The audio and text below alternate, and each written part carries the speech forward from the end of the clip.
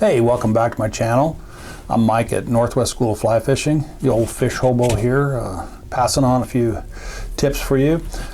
Recently I've made a couple videos on that relates to drop shot nymphing and modern nymphing in general, but specifically drop shotting. And I'm getting a lot of questions and things about drop shotting from a lot of folks. There's not a lot about drop shotting in print outside of the big fly fishing magazine expose, I think in March of this year, 2023. Aside from that, there's not a whole lot written or really done on YouTube correctly on drop shotting in particular. But one of the questions I really get is depth control or weight control of our flies on the bottom. But specifically, we first got to really understand that the two big things about drop shotting that really sets drop shotting apart from other forms of modern nymphing, Euro, Czech, whatever, is this. In drop shotting, the lead is always, or the weight is always at the end of our leader.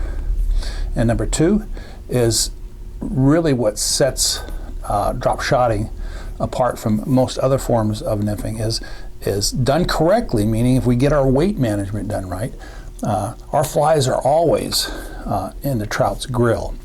Because the flies are set off or tagged or dropped above the lead, that means our flies aren't dragging on the bottom and we don't lose a lot of flies. So we don't lose a lot of flies. Our flies are always in the grill of the trout is really what separates drop shotting from other modern forms of nymphing on a consistent level. So the big question begins with what about this weight stuff? And I'm a little confused on how that works. Well, I didn't write the book on drop shotting, and what I know about drop shotting there are no rules.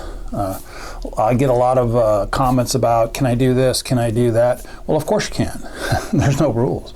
We don't need special fly rods. We don't need snaps and barrel swivels and clips and tippet rings. We don't need different colored tippet materials and strike indicators. And we don't need special nymphing line. And we don't need a special nymphing reel. You can do it pretty much with what you have. It's an old way of nymphing. It's been around a long while. It's just not very published because there's not a whole lot of money to be made by corporate fly fishing in the drop shotting world. But really, getting back to that's why a lot's not known about drop shotting. Certainly in terms of how we control and maintain that balance of a weight that will put us in the grill of the trout on a consistent level. So really the benefit of drop shotting is that we're able to remove weight or lead or add weight and lead really easily. It just pulls off the end of the leader. And this is really where it gets a little slippery for a lot of folks. Most folks will just put a crimp on their lead at the end of the leader and the force of that cast going out there.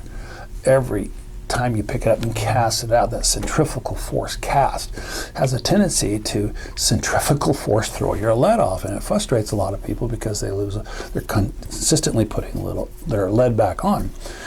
So to counteract that, they've tied a knot at the end of their leader so that centrifugal force slides down to that knot, and it prevents that lead from sliding off when you're caught on the bottom. And for a lot of folks, that's fine, but from a really aesthetic standpoint, that kind of defeats the purpose. Because when our weight is stuck on a rock underwater, we want to be able to pull that lead off and not lose all our leader. If we get stuck on the bottom, if you're Euro styling with an anchor fly that grabs the bottom, or you're classic styling where you just have a fly and a bunch of split shot on there and you caught on the bottom, you're going to lose your leader. in drop shotting, we don't lose that stuff because the lead just comes right off, and to put a knot back there is defeating the purpose. So how do you prevent that centrifugal force from throwing our lead off? Well, the reality is we can do that, and we do that by if you just put a lead split shot on. That's mass, that's going to be easy to flip off. But if we take that split shot and we mash it, I mean really mash it like a pancake, we've done a couple things to that. Number one, we've added more lead mass to the leader material. So we smash that lead along the leader, and that imprints that lead into the leader, and it adds more tightness where that's not being thrown off. Second thing it does is it makes it a little more hydrodynamic as it's coming over the rocks and in the water. And we're not losing a lot of lead that way. We don't need a knot in the back. And when we do get caught on the rocks, it'll just slide right out. With a tighten up and a tug, it's going to come out, saving your whole leader, where you simply just got to bring your leader up and put more weight on. You can certainly manage your weight by being able to take too much lead off, and then work that area. And then you go around the corner to another section of river that requires more weight. It's more fast. It's faster, and you need more weight down there to keep your flies down quickly. So typically it hydrodynamically goes down at an angle, and pretty soon if you're in really fast water it never makes it and you're not catching any fish. So we have to add that extra lead so that takes that hydrodynamic drift and makes it quicker to the bottom, and adding on lead makes it real quick and flatten it down, and we're out at it again. Where we go wrong in any form of nymphing, and the list is endless: high sticking, tight lining, classic, Euro, Czech, Polish, and drop shotting. Where we fail in all those is we're not getting the fly in the grill. Fish won't chase down flies. They have a natural waggle up and down, and it creates a target. You need to hit that target. And if you're doing any kind of nymph incorrectly, you're not getting the flies in that location they need to be. Drop shotting makes it very easy for you to do that by being able to maintain your lead, taking it off and putting on. And to keep that lead on, you mash it down. Try that and mash it down. And you're getting two things now. You don't have this big split shot ball going boom, boom over the lead. You have more of a plane that's floating over the lead. And second thing is that when you do get caught in a situation where your lead's not caught, flat lead will go right through it. So it's just kind of a logical thing that I stumbled on many years ago, and I've just, when I do need to change or add lead now, it's just mash it down.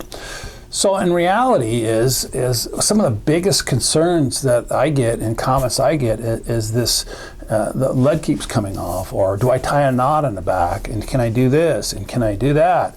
And you can do all of that because there's no rules. But the real hack here, or the real tip here, is you can avoid all that by just mashing your lead down. And over the last 15 years, I've really learned that ratio-wise, I'm probably way up there in loss of lead in relationship to using just split shot where I just pinch it on. So it's beneficial to me. It makes it really easy for me to go up and down in lead. I need to go down in lead. I just simply pull off that split, put it in there, and then I'm fishing. I can simply add another one on just by crushing it on. And when I do caught on the bottom by my lead, I'm able to pull it all out, save all my flies, and I'm moving on. Well, I hope this video helps you. It will help you in the terms of your weight management, but I hope this helps you in your progression into drop shotting. And if you have any more questions, just put it in the comment area, and hopefully I'll see you on the river.